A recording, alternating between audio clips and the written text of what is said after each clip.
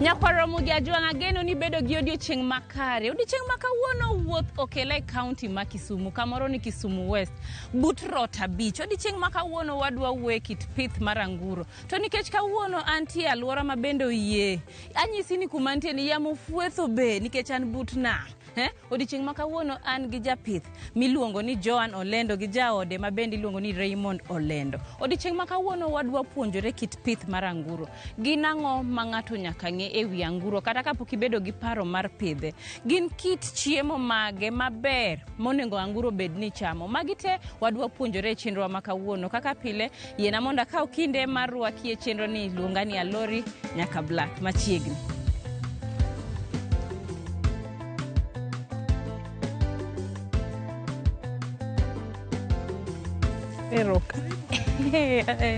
Erokamano. Adhi maber. Angima maber. Karibu, adhi maber. Nyasaye oriti? Nyasaye orita. Aber. Ago erokamano. Karibu dalana ka. An iluonga ni Joan Olendo. To kendo atimo gik mamoko e ngimana. An laktar mar paro mang'eny. Koro mano ba atimo. Apart from mano, to be wan gi pur mang'eny. Mwatimo, wan gi puodho kaendi ma wapidhe anguro. Koro karibu.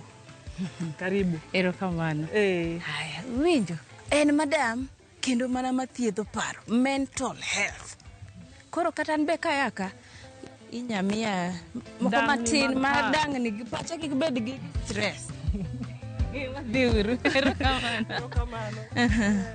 To kapok ichopo ka, to akwayo mondo nyum tiendi. To nyumo tiendi kae, wanyiso ni wageng'o tuoche mamoko. Tuoche ma wageng'o kaendi gin tuoche miluongo ni swine flu. To swine flu ni ng'enyne yudore tiendwa wan joma dhano. To kidonjo godo ka, to ka idonjo gi tuoni miluongo ni swine flu ni ka, midonjo go e iye kaendi, to nego anguro gi dakika. Koro kaendi waketo disinfectant manyaka ng'ato lute tiende. Kose lute tiende, kore ka donjo kaendi. Mondo wageng' tuoche manyalo nego nu anguro. Koro kari.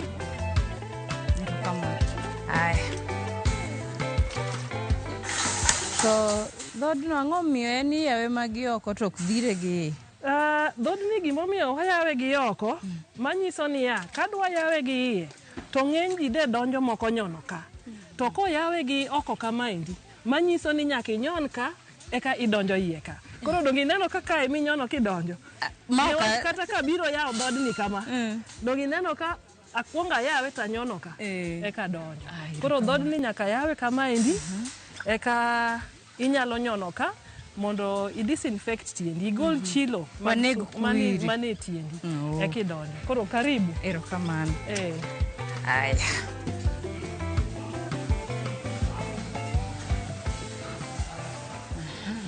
Idhi maber. Koro jaoda iluongo ni Raymond Olendo be ni kaendi. Raymond, sud machiegni mondo irwak welo. Adhi maber ngima. Asante sana. Wago erokamano. Uyienwa wabiro dalau kae mondo jopiny bende oyud puonj nikech chenro ni en chenro mar pur gi ohala. Watemo jiwo joluo kata jogo mantie kaluo mondo gidonje pith kata pur. To kawuono nikech wan Rota Beach. To kuma wantie ni aneno ka gik moko ber. Kawuono wadwa puonjore kit pith mar anguro ma un godo. Erokamano. Aya. Akoro wadwa ni nyiswa nyingi kuma wantie gi gima kawuono watimo. An iluonga ni Raymond Olendo. An okil. To bende an japur. To kawuono mapidho ka en anguro. Atime ni nyalo kohala ka gise commercially mondo ausgi. Kaka ntiere, watime in two parts. Nitie ma pidho, ma dhi uso ni jok ma yang'o ring'o. To nitie moro makoro wapidho to wauso ne jopur wedewa machako kata madwa to improve their breeds, because breeds mwango, some of them can improve genetics mondo work South Africa. Erokamano. Ma kit venture kata kit pith mani chako karang'o to isebede kuom higni maromo nade? Ok wachako very long ago. The first lot monokelo anguro nokelo last year in June, but nosebedo kwatimo research for the last 3 years before. And kata loso ot, we took our time, wang'iyo gang'onya what works for us in this area and all that. Wamanyo fute mopogre, we timo a lot of consultancy and all that. Gedo actually took us almost 2 years, but not even almost as we did research from different people, so that at least we came up with Gimara, at least we'll work for this area. And so far, wanyalo wacho ni tiyo maber. In fact, if kwado advice katangato, ni before kapo gichako gimora amora, they must do an extensive research mondo gi understand what are the issues, and that whatever they have done research nyalo tiyo kuma gidake. Erokamano. Ini wuon ka nichako ganguro madongo koso nyithi anguro? Inyalo wacho ni en anguro madongo, but wanyogi when they were almost 6 months, but they had already been served mono nyiewo gi koro nigi biro kasto gibiro mana chako nyuol kae. Mono wachako gi 9 mothers to gi madichuo achiel en kama wachako. And that was generally last year, around June. Nakasani, at least by the time naginyuol, within about after 3 months, we had almost 100 piglets at one go. Okay, mano ber. Koro gestation period mar anguro en kinde maromo nade? En dweche adek, wiki adek gi ndalo adek. To farrowing? Farrowing is from 28 days. But most people always extend by a week or 2 just to ensure that they have quite healthy piglets. That's what determines kagibodongo, kagidindele. Yeah. But if you're to do it fully commercially, within 28 days, being ready to be farrowed. And you see, ngamati mekamano, nien mondo onyuol ne didek e higa. Ideally, e higa anguro ningo bed ni nyuol didi? Didek. 3 months, yes. Oh, yeah. Okay. Akakoro wadwa wuoye chiemo. Kari kae anguro ma un godo kae, upidho gi didi odiochieng'? Wapidho gi diriyo. Wapidho gi gokinyi gi godhiambo. To be luwore gi kaka anguro nitiere matindo, nitiere madongo. Koro ipidho gi nyadiriyo odiochieng'. Erokamano. Gin gi saa mowinjore koso bora ni en okinyi inyapidhi godhiambo saa moro amora? Gin gi sagi, maka sagi oromo, to iyudo ka gidang'ni, koro gibed gi kwe, tibo ng'eyo ni saa oromo. Koro saa achiel mano migi e chak, mano chak migi, emi iyudo ka imiyo gi e sechego. Kendo godhiambo koromo, kendo imiyo gi sechego. Erokamano. Agena ang'o ma unya wacho ni e kinde e higa achiel musebedo ku pidho anguro gi, ung'eyo gimoro sani mane ukia kochako?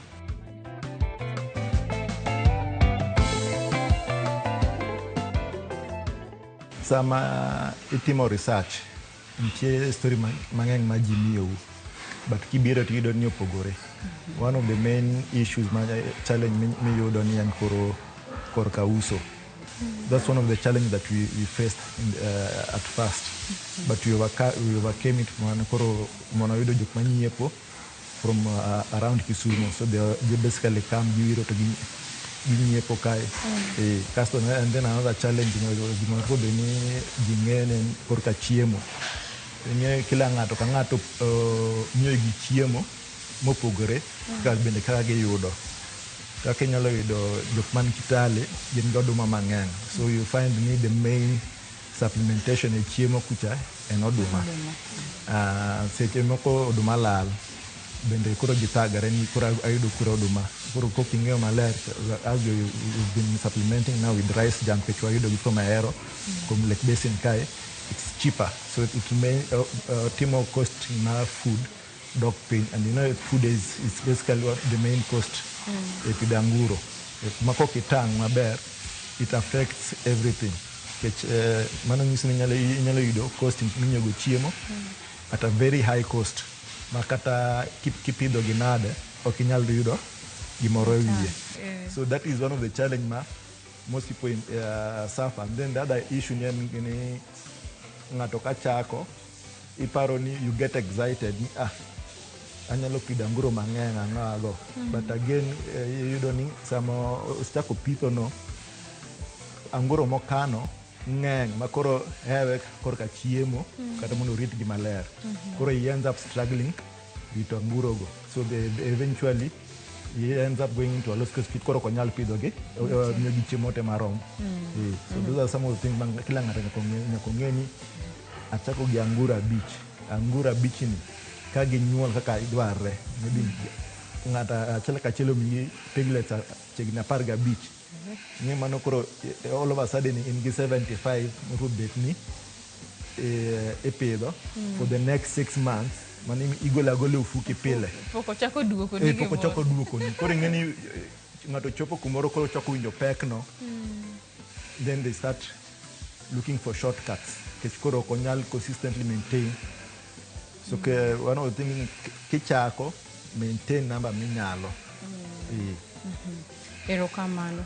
Kit ot mugero kae, structure ni ang'o miyo nubedo gi paro mar structure machal kama? One of the things na king'iyo loso kar structure and ventilation to gi drainage. It's very important kech sama anguro layo ka ang'ago lachgi nyalo and they make the place so congested. So you must samigero nyaka ensure ni there is enough ventilation yamo madonjo ang'ago koro at least it remains fresh. And then the drainage system adware ni in a way kata kolayo you don't have ni biro ni iyweyo dhia kende. So makoro imiyo gi chiemo kokiluoko iluoko komondi ekimiyo gi chiemo, koro kinyi iluokogi ekimiyo chiemo during the day, koro gitimo luoko ma golo kasto kendo godhiambo kapok omigi chiemo kendo iluoko.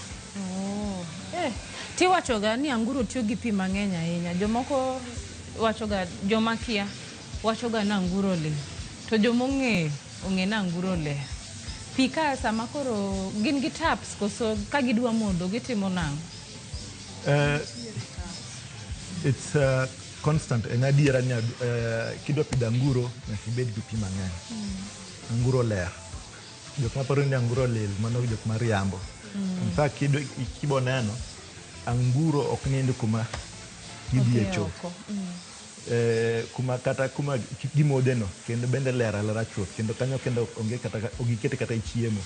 To koro wan gi nipples ma gibiro sama gidwa modho to gidhi adiya to gimodho amodha to ging'eyo to you must ensure ni sa ka sani pi ntiere sama gichiemo en to gidhi gimodho kendo giduogo.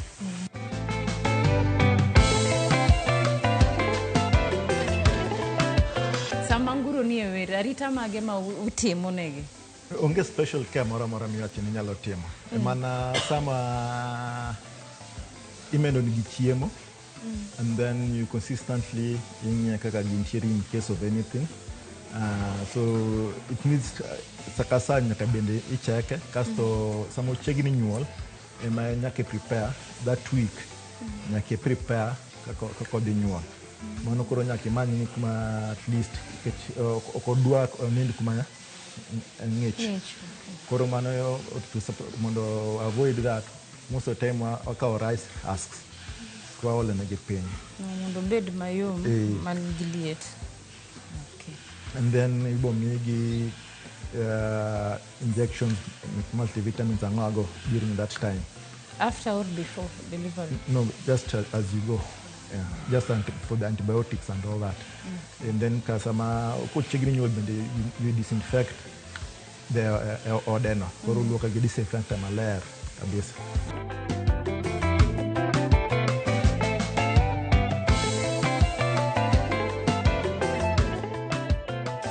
kamano janeno marwa tieko kidieny mokwongo mar chenro ma odiochieng' ma kawuono.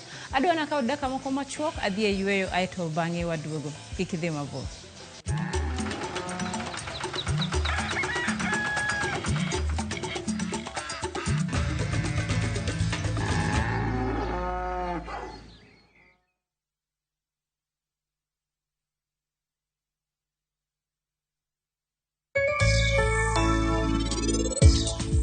Ana hero mana niti kende. Ihere ahinya to anaparo ni en ok oyie kodi kata matin. Ang'o? Anatimo ang'o? Nyiri mane wan e college ni gi nyiri mang'eny ahinya. Bende nok apar ni kantie achiel kuom gi mani hero.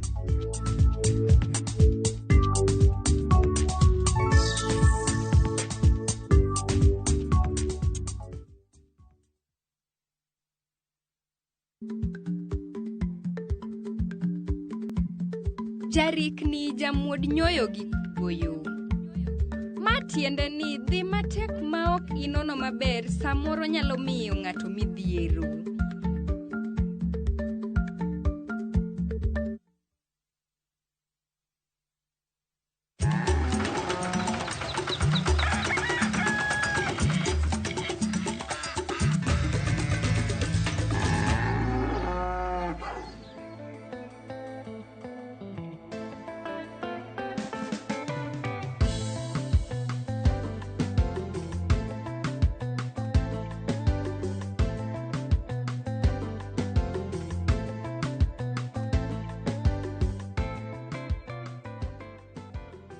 Machiegni kendo janeno marwa kidieny mar ariyo. Adwa napar ni kawuono antie Kisumu County, kamoro ni Kisumu West. Odiochieng' ma kawuono antie Rota Beach kata Nam Rota. Odiochieng' ma kawuono bende wawuoye kit pith mar anguro. E kidieny mar ariyo wadwa ng'eyo gin value addition mage ma dipo ni jogi timo. Mar adek be wadwa ng'eyo ka bende kony moro amora osea e county government. Mar ang'wen wadwa ng'eyo niya sama chiemo onge gitimo nang'o. Mago te wamedo puonjore chenro mar jumani kaka wuono pod alero ni mani an gi jopith mag anguro machiegni kendo. Koro Ray iwacho ni luok be luoko giga.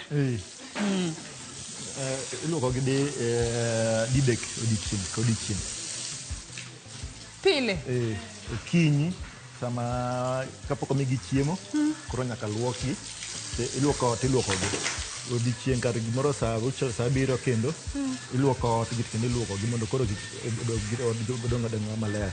Kasto godhiambo kendo kapok omigi chiemo kendo iluoko ot kendo iluoko gi. Correct. Manyiso ni gini dwara ka pi nitie nikech pare ng'ama onge pi donya luoko gi didek. Manyiso ni koro ma iluoko ma mar ariyo mar adek. Mar ariyo kwa prepare gini chiemo modhiambo. Koro godhiambo kendo kapok omigi chiemo koro ibo luok kendo iluoko ot koro tiluoko gi. Koro ok nyal wacho ni iluoko ot to ok iluoko anguro onge tich mitimo. Erokamano. Koro karu kae gin breeds adi ma un godo? Wanya sudo breeds, un gi breeds adi karu ka? Karwa kae wan gi breeds adek. Mokwongo en large white which is monoido from a local farmer. Kasto wan gi breed miluongo ni F1. F1 they are imported breed. And koro gini a cross more between landrace gi large white. They are good mothers. Koro mago bedo imported from Dan breed kowuok South Africa. Koro kaka magi koro F1 go kuneno berne gini in very sure ni gidongo piyo to gichamo chiemo matin. Magi koro king'iyo ni within 5 to 6 months gisechopo kilo 100 gi bathe. Anguro mami kasto mar adek en Duroc nyen ma brown ni. And then how old? Mai koro gin 9 months. 9 months. Kasto Duroc ni is very good for meat. En kata ka gineno duong' kamae king'iyo ringe en moro ma very lean onge gi bor mang'eny. So it's good iluonge ni from a terminal boar. koro ing'eno kendo gopogore kanyo. Terminal board koro en anguro mipidho midhi idhi use ring'o. Maternal one en koro mipidho mondo ogol kodhi. Erokamano. Koro wawach ni pogruok mane malich isetemo leronwa pogruok ma bende nitiere. Wawach ni chiro sani chalo nade koru koni? Chiro mar anguro. Kaka nawacho mokwongo kaka nwachako nwathagre matin, but after that nwayudo jok manyiepo, tie jok mabiro mana e farm kae to kawogi. Erokamano. To king'iyo ok odhi marach kodwa. Adier, nikech gimoro ka hinyi tiweyo. Ok dibed gi gima hinyi. Aya, koro adwa ng'eyo ni karu kae piglets mang'eny museyudo gin adiwa. Karwa kae piglets mang'eny moseyudo en 16. To 16 noyudo from the F1. Ma gitene giyudo kaka gidhoth koso ng'ato nohinyore, nikech iwachoga kidwa ng'eyo anguro kaka nyami piglets kata nyithi anguro ing'iyo tits gi thuno. Most of them king'iyo thundgi gin between 7 and 8. Koro gidhoth duto karachiel to be yudo ni at least over time giduto na gidhoth. Koro sama kidwa ng'iyo kit anguro maber ing'iyo ni one en omi nyithindo adi, to sama imanyo nyithindo imanyo nyithindo adi. So bende ichoko mortality rate. Nitie mine moko onyalo nyuolo ne 16, lakini sama itimo winning na igolo nyithindogo seche moko igolo kata 5 kende, bende mano en hasara. Koro mano doesn't have a good mothering skill. Mano koro ing'isi ni moro bende itimo culling mondo afadhali idhi use ring'o mondo iyud mama maber. Mong'erito nyithindo. Erokamano. To koro karu kae nitie sizes mopogore, nitie moko ma nigi higa. Iwacho ni in gi jaduong' pacho achiel ka ma ene morito bom. Aeto awach ni matindo aina ma wanenoga. Jaduong' no wan gi achiel, but we also wadhiga manyo artificial insemination. Koro nitie farm moro bende matimo semen supply, koro wadhi wamanyo to kelo, so that we also try to avoid inbreeding. Aya, size ma wakoro wan godo kaeni magie ni wacho ni magie matindo mogik kae. Matindo mogik kene ni mbele kocha. Magi jo dweche adiwa. Magi koro dweche 2 gi nus. To kuchako usogi ka girom nade? From dweche 6. From dweche 6. Koro wach ni aina ma koro ng'iya ma jaber. En ka idwa use anya ikora gi note mar pesa di. Signal pa 25. 25. 25,000. Ma uwe manaka. 25,000. But ingeni 6 months ipidho gi maber, giler, chiemo momi giler, wang giler, kuma gidake ler, koro pesa no winjore. To mano ingeni mano koro kwa uso ni mana ni idhi yang'. To koro midhi pidho kendo opogore. Mana ka dhi yang'. Midhi yang', kech koro kidhi pitho wami kwa sesave, to kendo mano koro usine 40,000. Mano bei nyaka dhi malo nikech imiyago set. Kech koro ng'en magi nwapidho ma idhi yang', moko ka nwapidho ma ji dhi pidho, koro moko nengo opogore. Koro ng'ato kong'iepo iri ka, you normally do follow up, iluwo kaka opidho gi koso in kiseuso titiekri kode? Donge nyaka itim follow up at least bende jok ma dhi pitho ni odhi nade ang'o, kendo onge haja mondo imi ng'ato kasto odhi ohinyore, nikech ing'e seche moko iyudo jopur ma eka chako, koro ok ong'eyo gik moko mang'eny, koro ikonye ni be nitimo mae kamae. So you always remain in contact for any consultation ka gidwaro. Erokamano. Bende nitie tuoche ma thago anguro, to ka dipo ni nitie, ere kaka unyalo fwenyogi kata unyalo miyo gidok chien? Nitie tuoche ma thago anguro to yot fwenyogi, nikech sama utuono ineno kaka obehave opogore. Onindo seche te ok ochiem maber ang'ogo, to wan gi veterinary on call anytime, wagochone to biro. So sama biro, most of the time, so far, the only thing we experience kae is bacterial infection. Mana no gi aflatoxin. e oduma nitie oduma mono nyon mane rach to nokwa ng'eyo nobedo treated gi a lot of chemicals koro sama ne gidonjo anguro they could not be discharged koro ne nyon matin but they were treated in about a week migi antibiotics ang'o to giduogo mana maber but we've not had any serious incidents mek tuoche ma joluoro e anguro sani iluongo ni African swine flu mano ng'eni kodonjo nie within 24 hours to anguche te osetho. Madam nonyisowa ni mano kitema midonjogo ka to kata 24 hours ok rum. Erokamano. Koro daher ng'eyo ni kopogore gi wawach ni chiro ma in iwuon in godo bende utimo value addition karu kae?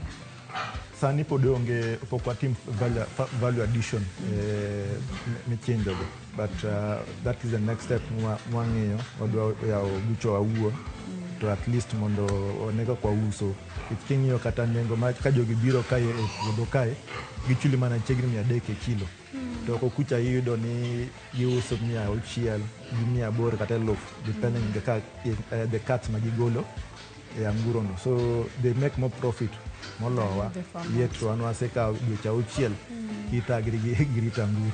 Mano ber. Eni kony moro amora museyudo koya e county government ma Kisumbwa kae? Onge. In fact, onyalo wacho ni they don't even know we exist as farmers. Makosa ya watelo yao. It is one of the things that we'll say without even apart from the agricultural ministry existing in theory, in practical onge. Watimo pith mang'eny kae kata kiwacho madhok kokwaneno there is no agricultural extension services onge at all. But if you look at this area kata around nitie jopur mang'eny jiranda kae be opidho anguro opidho dhok lakini onge ng'ama konyogi. Aya, wach mogik ka wadhi kwatieko parting shot. Chenro joma neno chenro kawuono wach mane munya jiwo gi godo kata unyalo miyo gi as a motivation? Anyalo wacho ni pur ber to pur ber mana ka ing'eyo kaka nowacho bang'e ni nyaka itim research maber kidwa chako pur kata ohala moro amora ok inyal chaka ni mongo ikuongo itimo research isetimo research maber to kichako ohala no kata en pur tiyudo ka kata pek nitiere to en pek manyalo hinyi but en pek en apaka moro ma kata kobiro to en gima inyalo konyo koro so far maendi osebedo kamane wach en research mane watimo before ne wachak ohala. Nyalo wacho ni gima aseneno kae kata ma jopur moko kabiro mang'eny ni gibedo kon iyudo ng'ato ni inyise ni breeding en breed ma kama en imported ochulo pesa mang'eny kasto bang'e ofwenyo ni karani gima nousna cha ok ane ka dhi maber.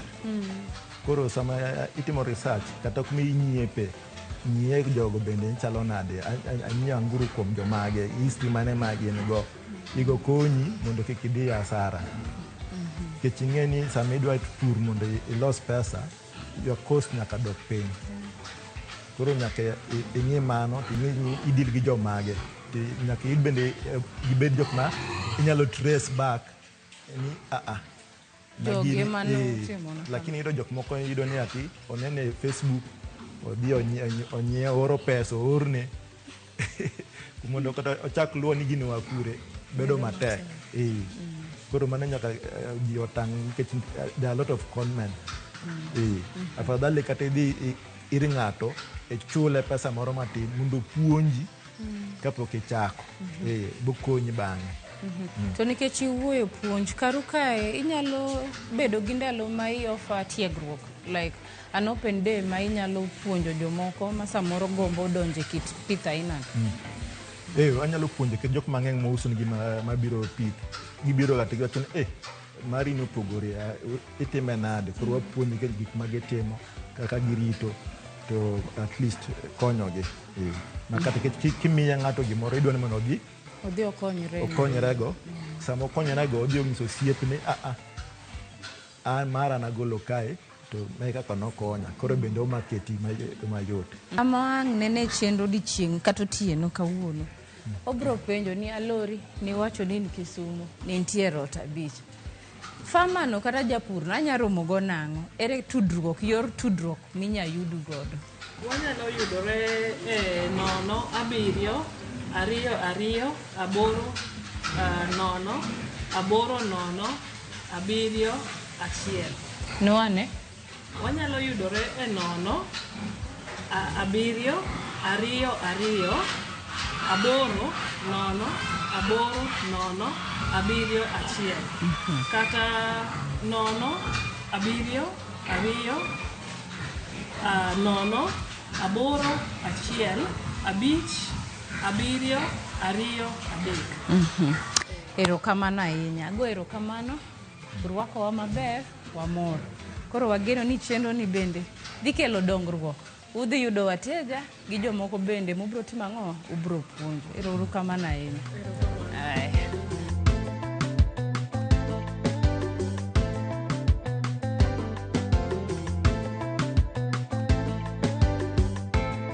Iwacho ni gimoro amora man gi chakruok nyaka bed gi gikone. Achiel kuom gigo madaher ni ng'e kuom kit pith mar anguro en niya, iwacho ni anguro en namba 5 jamni kata gigo minya pidhe mier, to en very intelligent, manyiso ni riekone ni malo. Piny mangima anguro en namba 5. Mar ariyo, iwacho ni anguro nigi iron. Inya ti kode, jomoko kawe kaka white meat. White meat en ring'o marachar ma bende ber e dend dhano. Mar adek, iwacho ni anguro gima ler kabisa, nikech anguro okonya dhi oko kumoninde, to be okonya dhi oko kumochieme, manyiso ni kamobede no, alwora ma entie odwaro ka ler seche te. In kaka japur to samoro diher ni mondo wabi walimi, inyalo oronwa ote machuok kitiyo gi namba wa mar SMS ma en 23600, kata inyalo oronwa ote kitiyo gi email marwa mar purgiohala@rollmedia.co.ke. To nikech kawuono nantie kaunti ma Korwa, nantie kaunti ma Kisumu, jo Kisumu orwaka maber nikech anya dala. Ka ruoth oyie, yena mondo akaw kinde mar goyo ni erokamano ahinya. In jalno mikaw kinde mineno chenro ni chakre ne wachak tae nyaka sani wachopo giko. To tim na ma bende awuotho godo, na an gi driver, pilot na manyaka kowa kumoro amora mantiere, an gi producer na, an gi cameraman, japicha ma kok wacho ni kawuono to kati tana Lori boko nyanena. Ka ruoth oyie, wachak warom juma manyien. Longana Lori nyaka Black Oriti Masani. Mondo mine chenro ni kod mamoko mag pur gi ohala, donjie viewsasa.com.